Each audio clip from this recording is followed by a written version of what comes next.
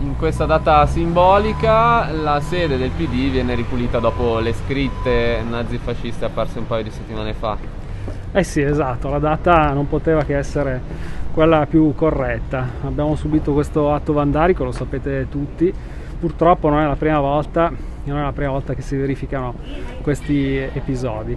Però, come abbiamo già avuto modo di dire, questi episodi ottengono l'effetto contrario, perché sta formando una coscienza antifascista molto diffusa anche nelle nuove generazioni ed è nostro interesse primario che questo si amplifichi e si fortifichi. Quindi per noi era doveroso fare proprio oggi quello che stiamo facendo: imbiancare, togliere queste scritte, cancellare questa cultura che non è una cultura e che non può avere diritto di cittadinanza in Italia e nel 2022.